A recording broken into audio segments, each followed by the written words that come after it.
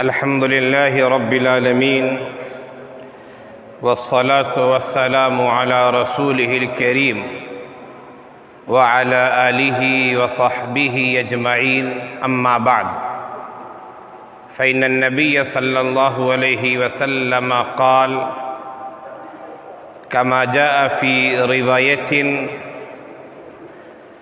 لا تزول قدم عبد يوم القيامة حتى يسأل عن 4 خصال: عن عمره فيما أفناه، عن شبابه فيما أبلاه، عن مال من أين اكتسب وفيما أنفقه، وعن علم فيما عمل به، أو كما قال عليه الصلاة والسلام۔ میرے عزیز طلبہ، نوجوان دوستوں اور ساتھیوں اور میرے دینی بھائیوں، ہر آدمی کی یہ چاہت ہوتی ہے، خواہش ہوتی ہے کہ مستقبل کی کچھ باتیں اسے معلوم ہو جائیں۔ اگر آپ پڑھ رہے ہیں تو آئندہ کی زندگی آپ کی کیسی ہوگی، کیا ہمارا فیوچر مستقبل اچھا ہے یا نہیں ہے۔ اگر آپ جاب کر رہے ہیں تو آپ کے دماغ میں یہ بات آتی ہے کہ جاب ہمارے لیے بہتر ہے یا نہیں ہے۔ اس طریقے کی بہت ساری ایسی باتیں جن کا تعلق مستقبل سے ہوتا ہے اور وہ انسان کے ذہن و دماغ میں گردش کرتی رہتی ہیں، گھومتی رہتی ہیں۔ ہم اور آپ اس دنیا میں آئے ہیں، اللہ تعالیٰ نے ہمیں بھیجا ہے۔ آئندہ کیا ہونے والا ہے اس کی چاہت، اس کی خواہش اور اس کی معلومات ہم اور آپ حاصل کرنا چاہتے ہیں، رکھنا چاہتے ہیں۔ اللہ کے رسول صلی اللہ علیہ وسلم نے مستقبل کے متعلق بہت ساری باتیں بتائی ہیں۔ بعض کا تعلق پیشن گوئی سے ہے اور بعض کا تعلق ان حقائق سے ہے اور ان باتوں سے ہے جن کا وقوع ہو چکا ہے، دنیا نے مشاہدہ کر لیا ہے، اور بعض باتیں پیش آنے والی ہیں۔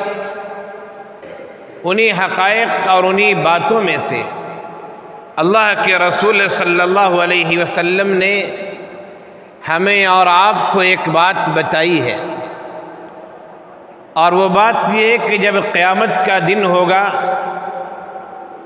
سارے انسان موجود ہوں گے۔ اس دن کسی بندے کا قدم اپنی جگہ سے نہیں ڈگمگائے گا، یعنی اپنی جگہ سے قدم ہل نہیں سکتا ہے، اپنی جگہ سے قدم آگے نہیں بڑھ سکتا ہے، یہاں تک کہ 4 چیزوں کے بارے میں اس سے پوچھ لیا جائے۔ یہ 4 چیزیں کیا ہیں؟ یہ وہ سوالات ہیں جو سوالات انسانوں سے ہونے ہیں۔ کچھ انسان وہ بھی ہیں جن سے سوالات نہیں ہوں گے۔ علماء نے اس حدیث کی تشریح میں یہ بات لکھی ہے۔ خیر، میں اس تفصیل میں جانا نہیں چاہتا، لیکن عام لوگوں سے بلکہ اکثر لوگوں سے یہ 4 سوالات ہوں گے، سوائے چند افراد یا کچھ لوگوں کے۔ جب وہ 4 سوالات ہوں گے، ہم اور آپ جوابات دے دیں گے، تب جا کے آدمی اپنی جگہ سے ہٹے گا، یا تو وہ جنت کی طرف جائے گا یا تو وہ جہنم کی طرف جائے گا۔ سوالات بتا دیے گئے، سوالات آؤٹ کر دیے گئے۔ اب ہماری اور آپ کی ذمہ داری ہے کہ ہم تیاری میں لگ جائیں، غفلت نہ برتیں۔ اگر ہم نے غفلت سے کام لیا تو حسرت اور افسوس کے علاوہ کچھ بھی نہیں ہے، اور وہ بھی اس دن حسرت، اس دن افسوس جس دن افسوس کرنے سے کوئی فائدہ ہونے والا نہیں ہے۔ وہ دن تو نتیجے کا دن ہوگا، اس دن لوگوں کے نتائج اپنے اپنے ہاتھوں میں ہوں گے، یا تو وہ ہنس رہے ہوں گے یا وہ رو رہے ہوں گے، یا تو ان کے چہرے چمکتے اور دمکتے ہوئے ہوں گے، یا ان کے چہروں کے سامنے ان کے ذہن و دماغ میں ساتوں طبق روشن ہوں گے اور وہ حیران و پریشان ہوں گے۔ یہ زندگی ہے، ہمیں اس زندگی میں تیاری کر لینی چاہیے۔ ہماری اور آپ کی بات ہو تو جھوٹی ہو سکتی ہے، غلط ہو سکتی ہے۔ اللہ کے رسول صلی اللہ علیہ وسلم کی حدیث ہے، اور آپ کا کلام جو ہوتا ہے وہ کلام وحی الہی ہے۔ وَمَا يَنْطِقُ عَنِ الْهَوَىٰ إِنْ هُوَ إِلَّا وَحْيٌ يُوحَىٰ۔ اللہ کے رسول صلی اللہ علیہ وسلم کی جو گفتگو ہوتی ہے، جو بات چیت ہوتی ہے، شریعت کے جو احکام بتاتے ہیں، وہ وحی الہی ہے، وہ آپ خود بخود نہیں بتا دیتے ہیں۔ تو میں یہ کہہ رہا تھا کہ قیامت کے دن کوئی بھی بندہ اپنی جگہ سے اس وقت تک نہیں ہٹ سکتا ہے جب تک کہ 4 سوالات اس سے نہ ہو جائیں۔ اب سوالات کے جوابات جس طرح انسان دے گا، اسی لحاظ سے اس کے حق میں یہ فیصلہ ہوگا کہ وہ آدمی جنت میں جائے گا یا وہ آدمی جہنم میں جائے گا۔ اس آدمی کو کوئی سزا ملے گی اس کے بعد جنت میں جائے گا، یا بغیر سزا کے وہ جنت میں چلا جائے گا۔ وہ کون سے 4 سوالات ہیں؟ یہ اللہ کے رسول صلی اللہ علیہ وسلم کا احسان ہے، اللہ کا فضل ہے، کرم ہے کہ اس نے سوالات ہمیں بتا دیے۔ پہلا سوال یہ دوستوں کہ عمر کے بارے میں پوچھا جائے گا، اور جو حدیث میں نے پڑھی آپ کے سامنے، لا تزول قدم عبد یوم القیامہ، بعض روایتوں میں لا کی جگہ لن بھی آیا ہے، لن تزول قدم عبد یوم القیامہ، قیامت کے دن کسی بندے کے پاؤں اپنی جگہ سے نہیں ہٹیں گے، اپنی جگہ سے نہیں ہٹ سکتے ہیں، حتی یسأل عن 4 خصال، یہاں تک کہ 4 چیزوں کے بارے میں سوالات ہو جائیں۔ کون سے وہ سوالات ہیں؟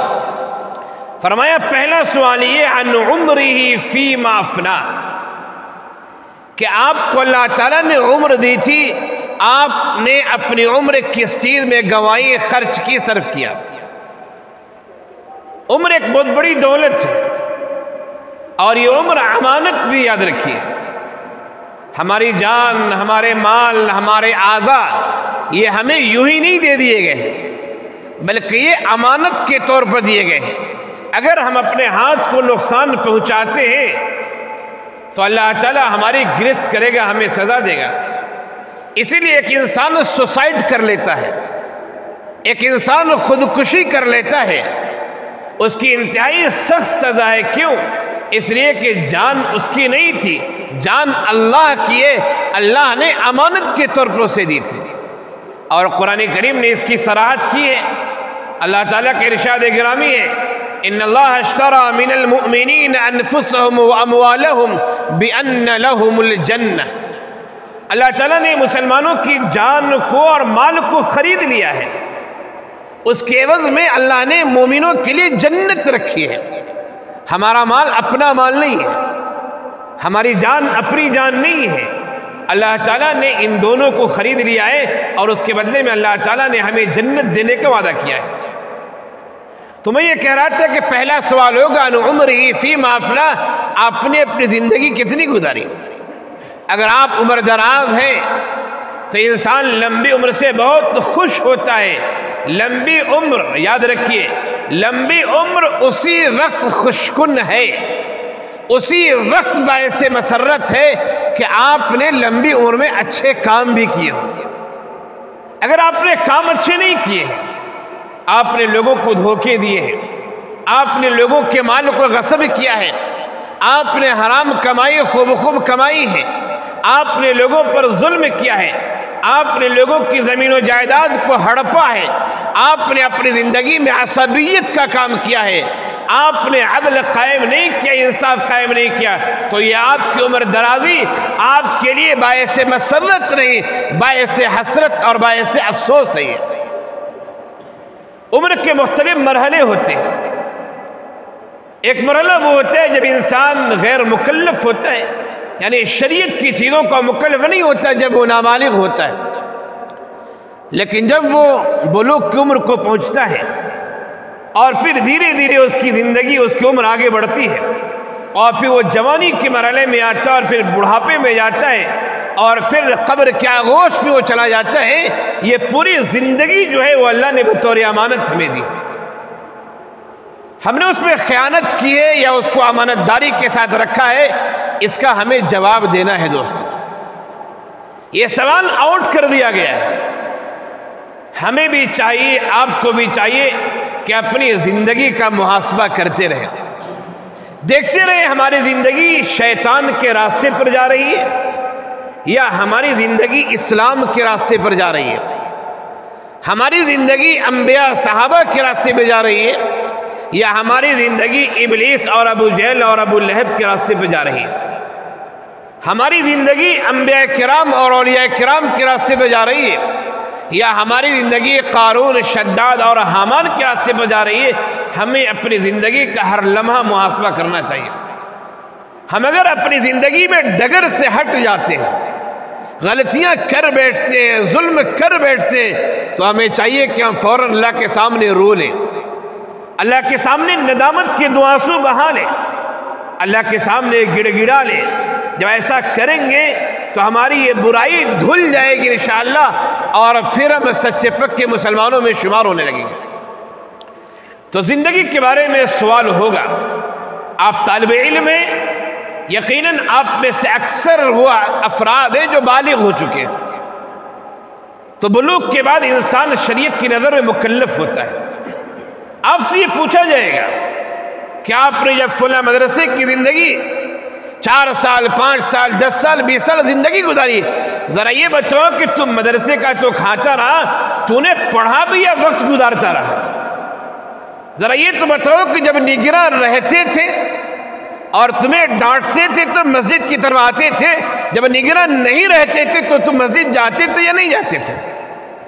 ذرا یہ تو بتاؤ کہ نگراں نے جب تم سے کچھ پوچھا تو تم نے کتنا سچ کہا اور کتنا جھوٹ کہا؟ ذرا یہ تو بتاؤ کہ تم سے جب سبق سنا گیا تو تم نے فلاں دن فلاں تاریخ کو کہا تھا کہ سر میں درد تھا، سبق یاد نہیں کیا؟ ذرا یہ بتاؤ کہ کیا تمہارے سر میں درد بھی تھا؟ یہ دیکھو تمہارے نامہ اعمال میں کیا لکھا ہوا ہے، تم نے کہا تھا کہ سر میں درد تھا، لیکن تمہارا نامہ اعمال یہ بتا رہا ہے کہ اس طالب علم نے فلاں دن فلاں وقت فلاں سال میں جھوٹ بولا تھا، سر میں درد نہیں تھا، اس نے بہانہ کر لیا تھا۔ یہ میں ایک مثال دے رہا ہوں آپ کو سمجھنے کے لیے، اس مثال کو پھیلاتے چلے جائیے۔ ایک آدمی کاروباری ہے، بزنس مین ہے، اچھی تجارت ہے، وہ حج پہ حج کر رہا ہے، عمرے پہ عمرے کر رہا ہے، اسے حاجی صاحب کہا جا رہا ہے، لوگوں مشہور ہے حاجی صاحب سے۔ اللہ تعالیٰ اس سے بھی پوچھیں گے ذرا یہ بتاؤ تو نے جو حج پہ حج کیے تھے، عمرے پہ عمرے کیے تھے، یہ مال تیرا حرام تھا یا حلال تھا؟ اگر حرام مال تھا تو حرام مالوں کو تو میں قبول نہیں کیا کرتا ہوں، اللہ تعالیٰ حرام مال کو قبول نہیں کرتا ہے۔ تیرے عمرے بھی چلے گئے، تیرے حج بھی چلے گئے، تیری عبادتیں بھی چلی گئی۔ اس موضوع کو آپ پھیلاتے چلے جائیے، ان عمری فیما افنا، کہ ہم نے زندگی کہاں خرچ کی، اللہ تعالیٰ پوچھے گا۔ دوسرا سوال ہوگا دوستوں، زندگی میں ایک اہم مرحلہ ہوتا ہے جو مرحلہ جوانی کا ہوتا ہے۔ دوسرا سوال ہوگا ان شباب فیما ابلا، ذرا یہ بتاؤ کہ تو نے اپنی جوانی میں کیا کارنامہ انجام دیا۔ بعض روایتوں میں ان شبابن کی جگہ ان جسمن بھی ہے، ان جسمن فیما ابلا، کہ تو نے اپنے جسم سے کون سا کارنامہ انجام دیا، ذرا بتاؤ۔ جوانی کی زندگی عجیب و غریب زندگی ہوتی ہے، جوانی کا نشہ عجیب و غریب ہوتا ہے، جوانی کا فیصلہ بھی عجیب و غریب ہوتا ہے۔ جب جوان ایک فیصلہ کر بیٹھتا ہے تو وہ جان دے دیتا ہے، لیکن بسا اوقات اپنے عزم اور حوصلے سے وہ پیچھے نہیں ہٹتا ہے۔ جوانی کا خون عجیب و غریب ہے، اگر وہ مال و دولت والا ہے تو اسے غرور اپنے مال و دولت کا ہوتا ہے کہ میں تو سب کو کچل کے رکھ دوں گا، لیکن قرآن کریم کہتا ہے کہ تمہارا جتنا بھی غرور ہو جائے، جتنے بھی اکڑ کے چلو، تکبر کر کے چلو، نہ تم زمین کو پھاڑ سکتے ہو، نہ پہاڑ جیسے لمبے ہو سکتے ہو۔ تمہارا غرور کیسا؟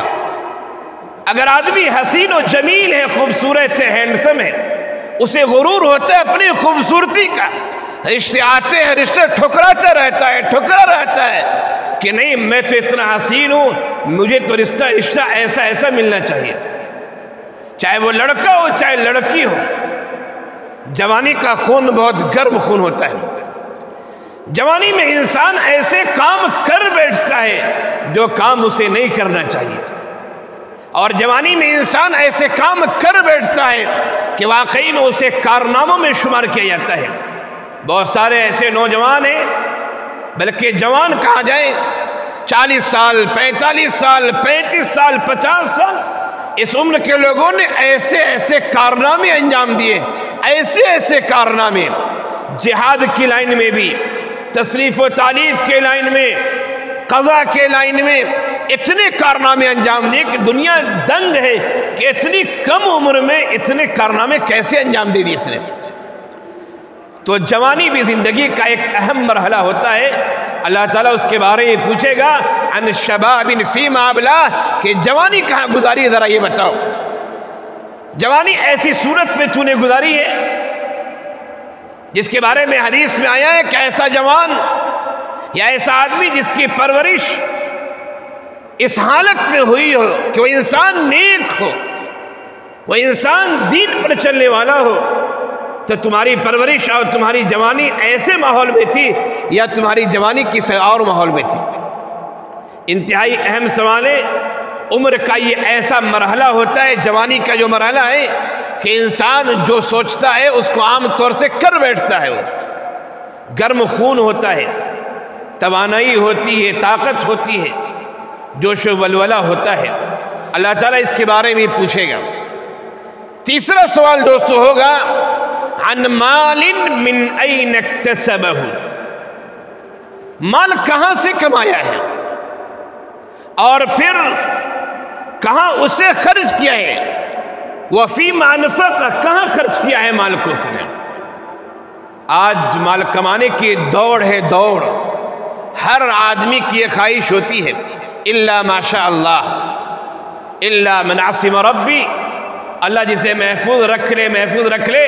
منے دنیا دوڑ ہے، ہر آدمی سوچتا ہے زمین پر زمین ہو جائے، بلڈنگ پہ بلڈنگ ہو جائے، اکاؤنٹ پہ اکاؤنٹ ہو جائے، کاروبار پہ کاروبار ہو جائے، لیکن وہ یہ غور نہیں کرتا ہے کہ ہم مال کی حالت میں ترقی کس راستے سے کر رہے ہیں۔ ہائے مال اسے رٹ رہتی ہے، اور اپنے بینک بیلنس کو دیکھ کر وہ خوش ہوتا ہے کہ بہت مالدار ہو گیا ہو۔ حالانکہ اللہ کے رسول صلی اللہ علیہ وسلم نے فرمایا کہ انسان نے جو کھا لیا، جو تو نے کھا لیا، کھلا دیا، وہ تیرا مال ہو گیا۔ جو تو نے پہن لیا وہ تیرا مال ہو گیا، اور جو تو نے اللہ کے راستے میں خرچ کر دیا وہ تیرا مال ہو گیا۔ جو مال بچ گیا ہے وہ تیرا نہیں ہے۔ آج تیری آنکھ بند ہو جائے گی، تیرے ورثہ تیرے مال میں لڑنے لگیں گے، ہمیں اتنا ملنا چاہیے، ہمیں اتنا ملنا چاہیے۔ تو مال کہاں سے کمایا ہے، اس کے بارے میں بھی سوال ہوگا، اور مال کو خرچ کہاں کیا، اس کے بارے میں بھی سوال ہوگا۔ آپ کے پاس مال ہے، آپ ایسے کام کر رہے ہیں جو کام شریعت سے میل نہیں کھاتے، آپ ایسے کام کر رہے ہیں جس کا تعلق شریعت سے نہیں ہے، تو آپ غلط کام کر رہے ہیں۔ آپ کا خرچ کرنا آپ کی مجرمانہ کاموں میں شمار ہوگا، وہ خرچ کرنا آپ کے لیے باعث مسرت نہیں ہو سکتا ہے۔ تو مال کہاں سے کما رہے ہیں اور کہاں خرچ کر رہے ہیں، ان دونوں چیزوں کے بارے میں غور کرنا چاہیے۔ کمانا منع نہیں ہے، خوب کمائیے، کمانا کوئی منع نہیں ہے، لیکن جہاں شریعت خرچ کرنے کے لیے کہہ رہی ہے وہاں مال خرچ بھی کریں۔ کما بھی رہے ایسے راستے سے جو شرعی راستہ نہیں ہے، خرچ بھی ایسی جگہوں پہ کر رہے ہیں جو شرعی مصارف نہیں ہے، تو پھر آپ مجرم ہیں، گنہگار ہیں اللہ کی رضا۔ اور چوتھا سوال دوستو یہ ہوگا ان علم فیما عمل به، علم کے بارے میں سوال ہوگا، تو نے علم تو سیکھا تھا، تو نے تو سیکھا تھا کہ اللہ کی عبادت کرنی چاہیے، اللہ کے سامنے سجدہ کرنا چاہیے، ذرا یہ بتاؤ تیری یہ پیشانیاں اللہ کے علاوہ کہاں کہاں جھکی ہیں، ذرا یہ بتاؤ۔ تو نے تو یہ پڑھا تھا کہ اللہ دینے والا ہے، اللہ کائنات کا مالک ہے، تو نے تو یہ پڑھا تھا، ذرا یہ بتاؤ کہ اللہ کے علاوہ تو نے کسے کسے دینے والا سمجھ رکھا تھا، ذرا یہ بتاؤ۔ تو نے تو یہ پڑھا تھا کہ طواف صرف خانہ کعبہ کا ہوتا ہے، اس کے علاوہ کسی گھر کا طواف نہیں ہوتا، ذرا یہ بتاؤ کہ تو نے اس کے علاوہ بھی کس کس گھر کا اور کس کس جگہ کا طواف کیا ہے۔ اللہ تعالیٰ پوچھے گا کہ تو نے پڑھا تھا کہ اسلام کے بنیادی ارکان 5 ہیں، ذرا اپنے عقیدے کا حساب دے دو، ذرا اپنی نماز کا حساب دے دو، نماز کی کتنی پابندی کی اور کتنی نمازیں چھوڑی ہیں۔